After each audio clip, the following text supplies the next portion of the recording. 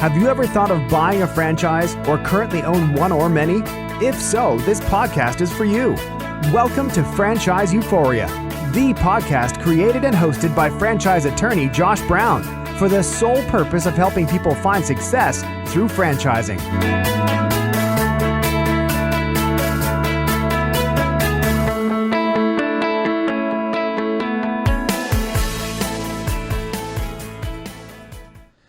Hello and welcome to another episode of Franchise Euphoria. Today I am thrilled to have Jeff Lefler on the show. Jeff has 15 years of small business experience, 10 of those in franchising. Jeff has operated a successful franchise with Canadian Bread since 2006. In 2008, Jeff created the National Bread Network, an independent franchisee association representing Canadian Bread franchisees, and was also a member of the Strategic Committee of the International Association of Franchisees and Dealers. Recently, Jeff launched a new and exciting venture called Franchise Grade, in which he and his team have devised a way to compare and contrast franchise systems against one another to help would-be franchise buyers make smart purchases. We will discuss this and much more, so let's get to it. Hello, Jeff, and welcome to the show. Thank you for having me on. Well, you know, in the interest of full disclosure, I do want to say at the outset that you and I know each other a little bit. We've kind of gotten to know each other over the last several months, and currently I do some blogging for your franchisegrade.com website, which, by the way, I very much enjoy. And you know, I just know from speaking to you that you have a varied and interesting background. So I think that's sort of a good jumping off point. And I'd love it if you could take a couple minutes and just tell us about your business background. Yeah. I've always been entrepreneurial ever since I was a kid. We, back and even as a teenager growing up in university, I've had various businesses on the go, and it's always been interesting to me to create a business, build it, and see what I can do with it. From my university days, I had bought a number of rental properties and ended up getting into the franchise business that I'm currently in. So I ended up buying a minority share of a franchise business back in 2003, and I eventually bought my business partner out. So by the time I bought my partner out, we had grown from one franchise to three franchises, and yeah. Well, so tell me about that. I mean, first of all, what was going from having a partner in a franchise to now having it yourself? I mean, was that an adjustment for you? Oh, absolutely. I mean, having a partner, there was somebody to rely on, to talk strategy with, to help with even the day-to-day operation if one of our employees was sick. So yeah, it was a big adjustment when I bought him out, and you kind of learn from the experience, and I was able to put good quality help in place. I have a great manager that does a great job for me, and it allows me to do other opportunities and businesses. And this is within the Canadian Bread franchise? Yeah, Canada Bread franchise. It's a distribution franchise, so we deliver bread to grocery stores, nursing homes, a variety of different locations throughout out of London, Ontario. So how does that work? Do you just have do you just have a main warehouse that you store the inventory in, or how does that work in terms of the underlying business model for it? Yeah, primarily we pick up the bread from the franchisor's distribution center in our delivery truck, and we drive it around and deliver it every day. Oh, that's pretty cool. So you basically do you own the vehicles? Yes. Yeah, the capital investment's pretty small. It's simply the vehicles, the employees, and the equipment. So we do not bake the bread at all. You just go pick it up, it's ready to go, and you do the delivery. And now you have 3 locations? I had 3 franchises with a combined total of about 120 locations. So now I'm down to 1 franchise and primarily kept the top 5 locations. Oh, so, well, first of all, what was that like, expanding from 1 to 3 and then now back down to 1? Obviously, it's probably a little bit easier to manage when it's down at 1, but what kind of adjustments did you have to make when you guys were expanding to 3? I think it's just a matter of putting in infrastructure, staff and employees that could handle the multitude of accounts. The business pretty much ran 24/7. There would be people delivering in the morning. There would be people in the afternoon at the accounts, placing orders, getting ready for the delivery. So it was the challenge up front was putting in the support so that I wasn't working 24 hours a day. That's always the challenge, right? Fair enough. Yeah. Well, Yeah. I think the hiring and firing was, it was a good learning curve. I think, everybody has to, as a small business owner, once you kind of go through that a couple of times, you get better. But I think that's an initial challenge that I faced. Well, so what led you to that opportunity? I mean, I know you said that you're entrepreneurial, you always have been, and it's always a point of discussion, and I'm always fascinated to talk about it. You talked about to different entrepreneurs, and some people are meant for franchising, and I believe some people aren't. And I think a lot of times the best franchise owner operators, so the franchisees, are really exceptional managers, and they tend to, across the board, make really good franchisee owner operators. A lot of times, if you're too entrepreneurial, though, it can cause some problems within the franchise system because you're always trying to buck the system. And so, for yourself, what led you to sort of go down and try the franchising path? To be honest, I stumbled across it, I think, more than anything. I had ran across my future business partner who needed help operating the business. So I kind of became a part-time manager for him, basically managing the business for about 3 months. And then he was looking for, an opportunity to sell part of his business to get some cash. And it just kind of fit in with, it seemed like a good investment, that there was a decent return on that investment. So it wasn't necessarily that it was a franchise originally. It was just happened to come across an opportunity that I took advantage of. So you just looked at it from that perspective. Yeah, correct. Yeah. Well, that makes good sense. I mean, I think that, I'm always a proponent of people going through a due diligence process, and really taking the time to figure out. Now, did you have some other business experience before? Yeah, I had sold actually 2 of my previous businesses prior to investing into this franchise. So I honestly didn't even realize that it was that I should have done my due diligence on the franchise portion of this. I did a lot of research on my business partner, on his business, on his financials. But when looking back, I should have taken into more account the franchisor portion of it and actually did some research on the franchisor. But I didn't have that experience in the past, and being young and selling a couple of previous businesses, it just felt like a good opportunity. What were those other businesses? Can you talk about that? I owned basically a kitchen renovation business. I started a company that went in and replaced property management companies' high rises. We did all their kitchens, redid them when tenants moved out.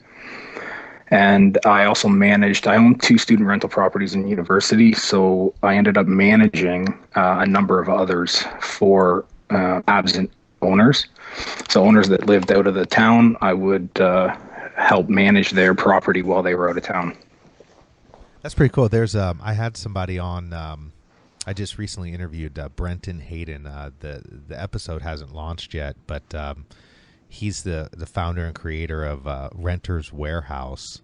I don't know if you've heard of them. They're based out of Minnesota, but they're essentially a residential property management company that is it's almost like what you did in Canada, where you sort of took over the management, you took over almost like turning into a landlord, where you're overseeing the property, you're making sure that things are taken care of. Well, that's exactly what they do, and they've now turned it into a franchise model going across the country, and they're having some tremendous success. So it's just kind of fascinating that you have that background. I literally just interviewed him a week or so ago. So that might be of interest to you. That's kind of that's a good and varied background. I mean, you and I both know a lot of people who buy franchises have no business background. Yeah. So I think even though you, as you said, didn't do much due diligence, you had certainly the benefit of having run two businesses and looking at certain metrics before you just dove right in. Yeah, I think I was fortunate enough that I had the business background. So my learning curve to actually operate the business, manage the day-to-day, was not too steep when I invested into the franchise. And I also had a business partner as well who did have the experience within the franchise itself. So I was somewhat insulated at the time as well. Well, and it's kind of what I think is interesting about your story is that at least one part of it is that, not only were you running this franchise, but then, a couple years into it, didn't you start a franchisee association? You started a franchisee association called the National Bread Network, right? Yeah, we started it. I started it in 2008. Being a bread delivery company back in 2008, when commodity prices were on the rise, 2007-8, there was a lot of pressure on any bakery, and obviously franchisees wanted to have some sort of advocacy around our invested interest, and basically I was called on to create the association and come in as president of the association to manage it, grow membership. So that's been since 2008, and I'm actually still president of the association now. We currently represent almost 40% of the franchisees across the system. It's lower than before, but again, as you're probably well aware, franchisees, when there's a hot button topic, everybody gets excited. When there's not, everybody kind of goes about their day-to-day business. So we've had varying degrees of membership, but ultimately we've done a lot to research the franchise system, be able to provide some analytical data for the franchisees themselves and ourselves to be able to present in front of the franchisor. Well, can you take a step back there a little bit? I think there's probably people who aren't really familiar with what an actual franchisee association does, and I'd love if you could explain that a bit. Yeah, so a franchisee association is typically independent of the franchisor, meaning it's created by franchisees for franchisees. Sometimes the franchisor will recognize and work with the association. Other times the franchisor will dismiss the association.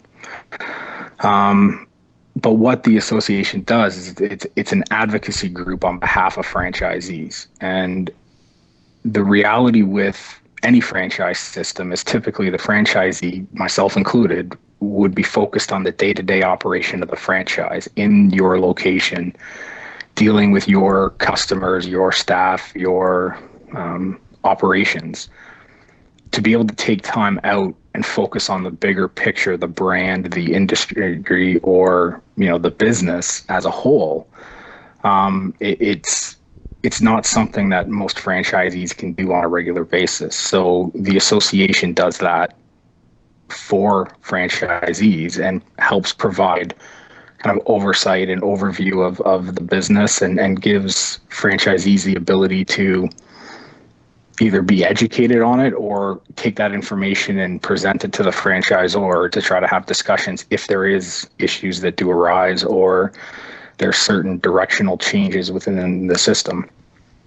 Almost like taking a uniformed front when you're dealing with maybe issues that franchisees have, and you can kind of approach a franchisor as a unified group instead of just one franchisee among a sea of franchisees, right? Yeah, it's the franchise association will represent the overarching issues or the overarching relationship with franchisees. I mean, the fact that you are a franchisee within a particular system means that each independent franchisee in each independent location is going to have some similar attributes. It doesn't really help on a, call it a day-to-day or, individual issues. It's not a union. It's not any type of that mentality, but it provides kind of that 5,000-foot view of the business that the typical franchisee doesn't have time to assess. Now, do you know Bob Pervin? Yep. Okay, yeah, he's a good guy. He, started the American Association for Franchisee and Dealers. Yep.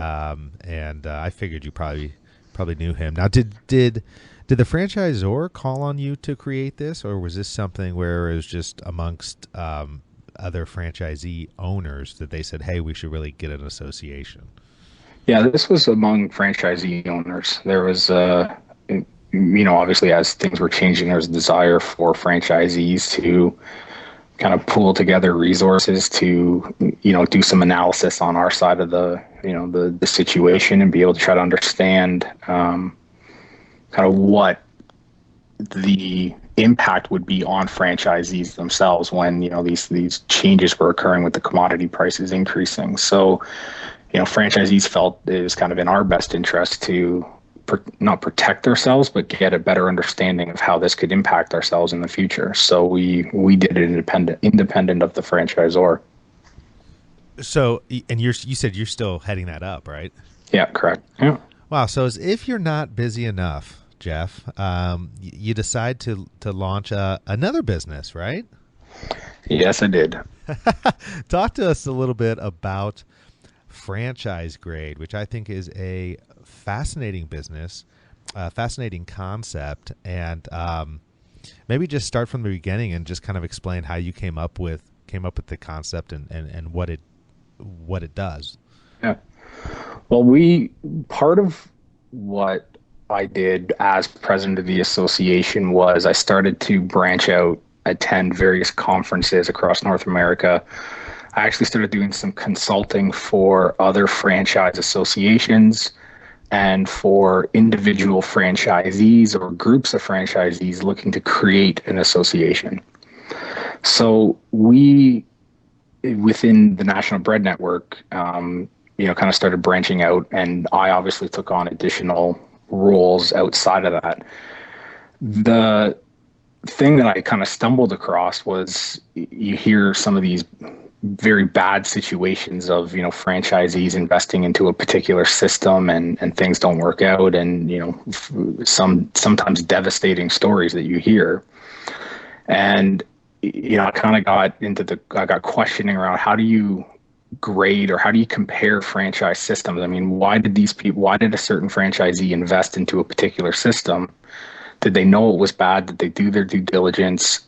If they didn't, why not? Was there information available? So part of that as well is I trade stocks. Personally, I do my own investing. And, when I invest into a stock, there's a lot of analytical factors that I can pull up. I can pull up a lot of measured comparables between stocks and be able to see which one's the better investment, at least from my interpretation. And you've got your Moody's ratings, your Morningstar ratings. So it was kind of one day just kind of meshed and go, well, is there a way to grade franchise systems in a way that is measurable but provides the potential franchisee the ability to dig in deeper and assess, particular components of an investment that appeals to them, because not every franchise system is about, or not every investor says, I want to find the franchise system that makes me the most amount of money. It might not be the right lifestyle, the right business, the right investment amount, but they want to find an investment that speaks to them, that is I'm not going to call it a safe investment, but is a more successful opportunity. And so you guys, franchise grade then will take. I mean, how do you match up systems to know which ones you're comparing? Do you just match it up by sector? We can. What the opportunity is that we're not the first line of, I'll call it, due diligence. I mean, if when a prospective franchisee comes and buys our report, that franchisee should have already done some homework on certain systems.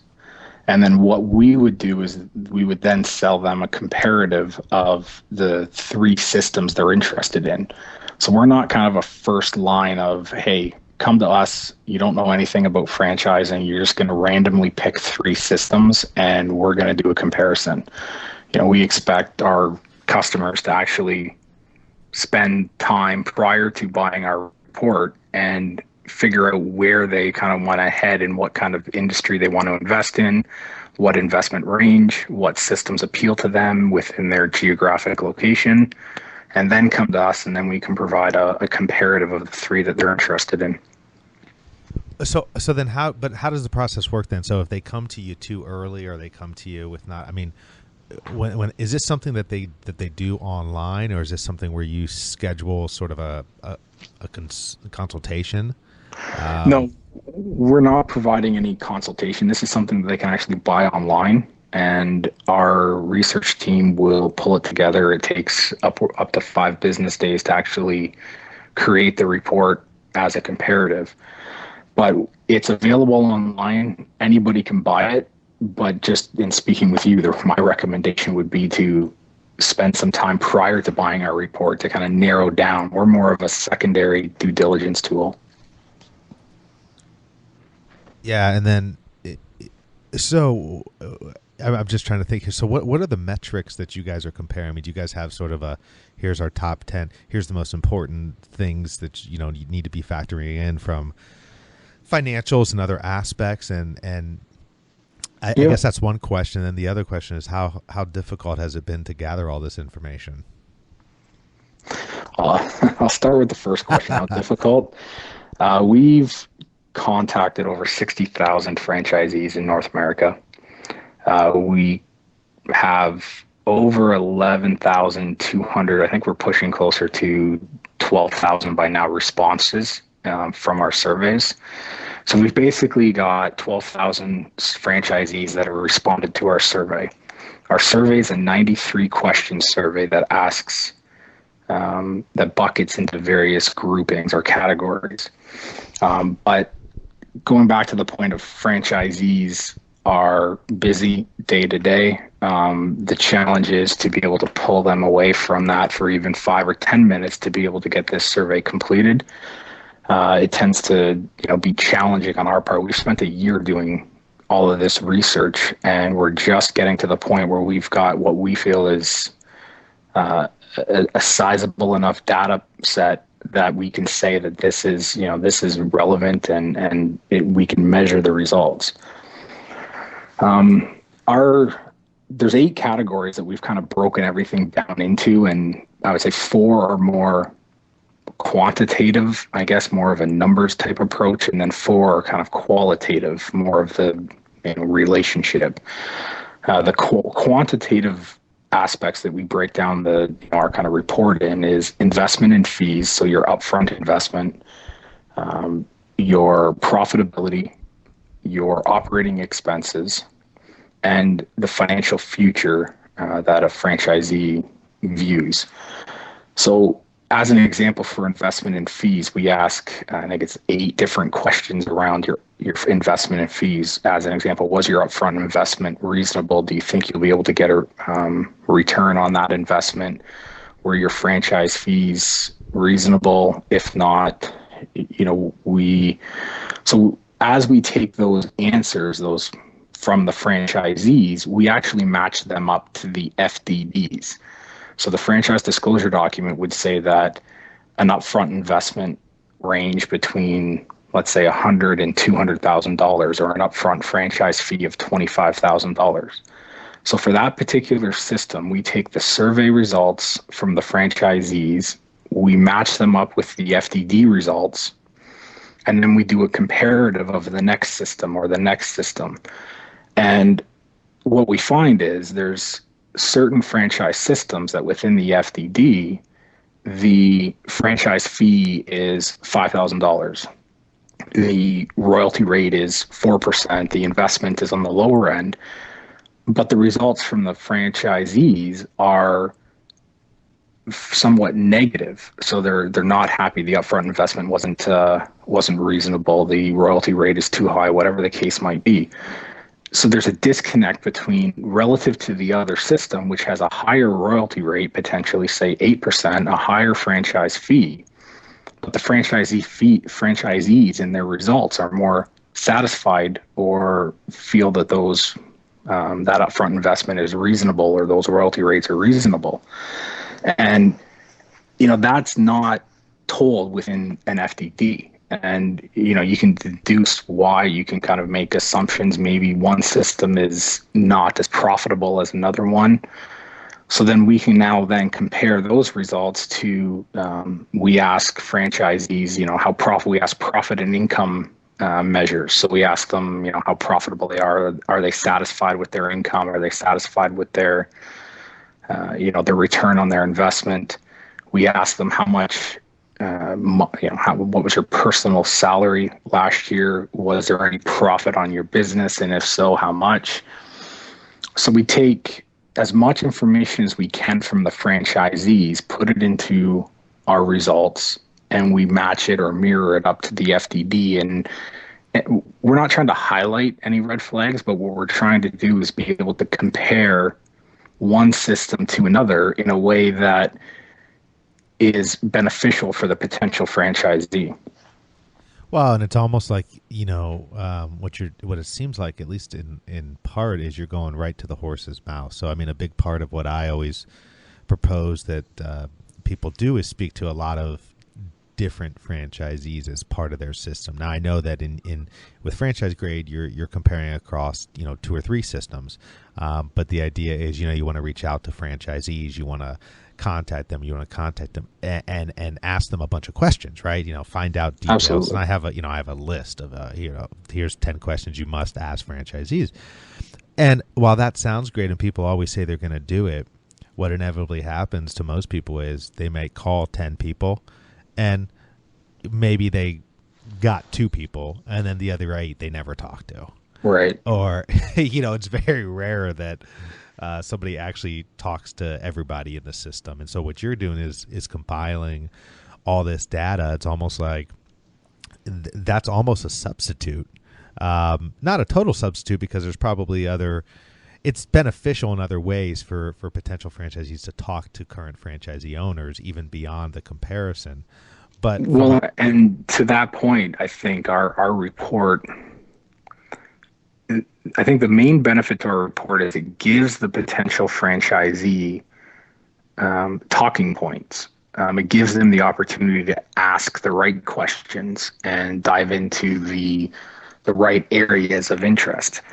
If you're coming into the industry and you're not sure what to ask, you're not sure what to do, the report we provide gives a very detailed breakdown of the different categories. And if there's an issue, let's say you really love one system, but there's an issue around, say, profitability, it's something that you can then ask existing franchisees or past franchisees. It's something you can bring up with the franchisor in discussion. You can actually, you now have something that gives you talking points and gives you the ability to dig deeper with some data behind you.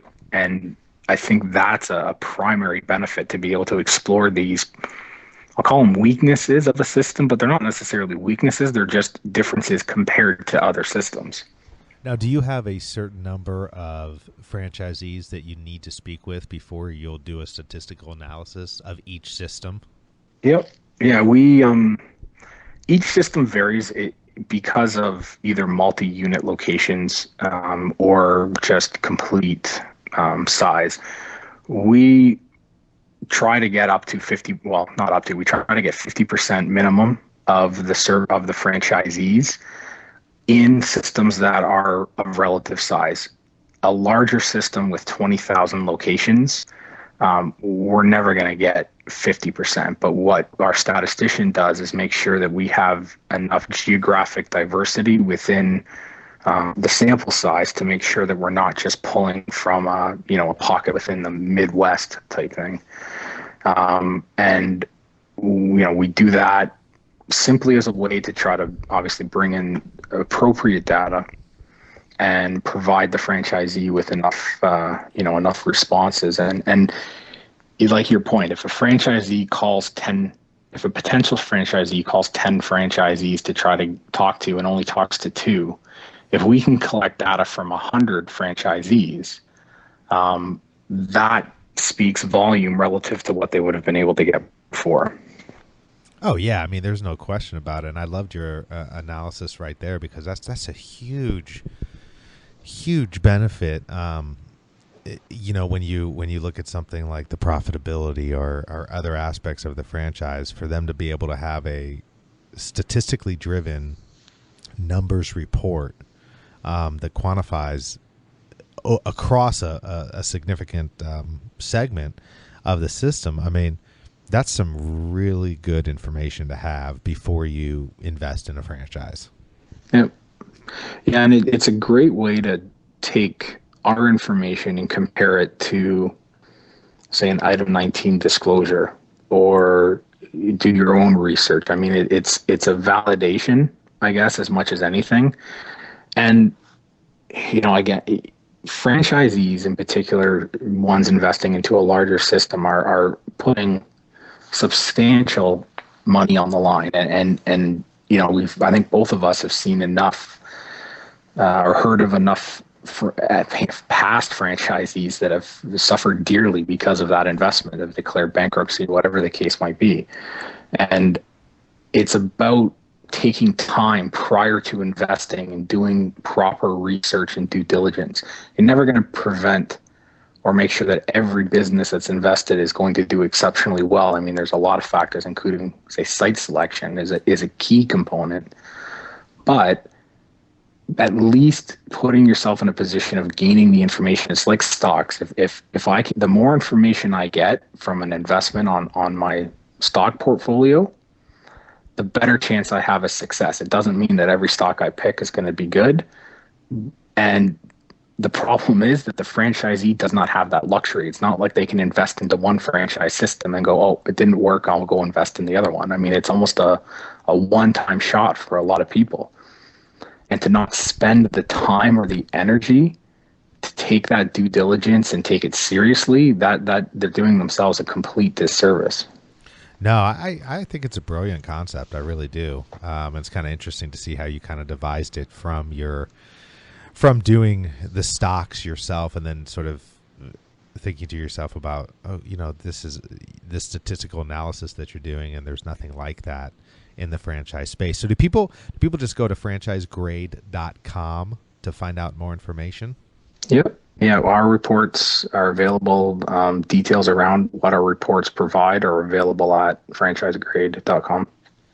Well, tell me, I mean, with all your experience, I mean, what in your mind makes for a great franchise system? It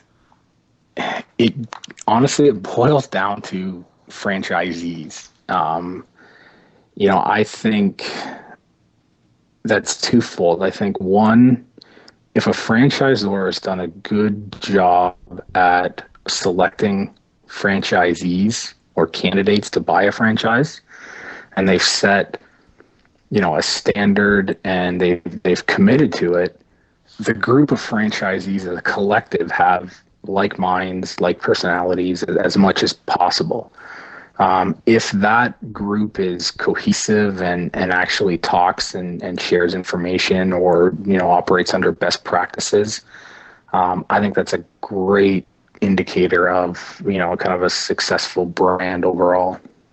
If you've got a despairing group of franchisees that, not that that definitely indicates that a franchisor's just kind of bringing in anybody, but the fact is that if you operate a franchise in one part of town and somebody operates the franchise in the other part of town, it doesn't matter to the customer. The customer is going to go into both locations and associate the brand and the business with, call it the worst, lowest denominator. So if you've got a good group of franchisees as a whole that cares about the business, that works together, that grows the brand, that's a good tell that, regardless of where that customer comes from, if they're coming from another town, if they've used the franchise in another location, it just signifies a good brand. So, as sort of a final question to you, and I really appreciate your time, and it's been a fascinating interview, is, if you could give one piece of advice for someone out there who's considering buying a franchise right at this time. I mean, they're right at the point where, they see the value in buying a franchise, but they just don't know what to do next. I mean, what would you tell them? Buy a franchise grade report. No, of course. There's two components I think that are overlooked a lot of times by prospective franchisees, aside from doing the research on will it be profitable, on the system itself, getting a lawyer to review the agreement. I think going back to the point of the franchisees, but I think the asking existing and past franchisees questions is extremely important. I'm not going to call it my favorite question, but I think the most important question around it is asking the franchisee, the existing franchisee, is would they recommend this to their family or friends? As much as there's a question around would you do this again, the franchisee's been through it. They've kind of came through the other side things. They know what to get into if they were to do it again, but would they actually put their family and friends, investments and lives in the same situation? I think that's a really good indicator of, how the existing franchisee feels about their business. And the other aspect is, I think there needs to be a research on, if you're a potential franchisee, explore who the franchisor employees and executives are. I think their backgrounds is just as important to understand where they've came from, what backgrounds they have they been in other franchise systems, and if they have, how have those systems been for the franchisees? So it's not, I think there's a lot of information under the blanket, so to speak, to be able to dig in deeper and actually have a better understanding of the day-to-day operations of the business, or the kind of inner workings of the franchise. So one piece of advice is simply just dig as deep as you can. And so if somebody wants to get a hold of you and has some more questions, or just wants to reach out to you, what's a good way to get a hold of you? Oh, my cell phone. It's always on. So they could either email me or absolutely call anytime. So my email is jeff.leffler@franchisegrade.com. And my cell phone is area code 519-859-0228. Well, it's been fantastic. I really appreciate you coming on. I'd actually like to have you probably back on. Excuse me. Maybe 6 months from now or a year from now or whatever, to kind of give us an update on how things are going, because I know you're just getting things rocking and rolling over there at Franchise Grade. But yeah, thank you for taking the time, and I think I think you've got a really interesting and I just love the concept of this business. Yeah, I appreciate that. All right. Well, we will talk again soon. Thanks, Jeff. Hey, thank you so much.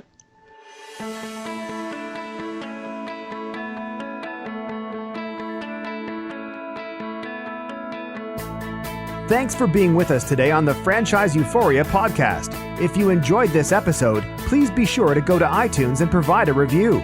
Also, please remember that although Josh Brown is a licensed and practicing attorney, nothing contained in this podcast should be construed as legal advice, because it is not.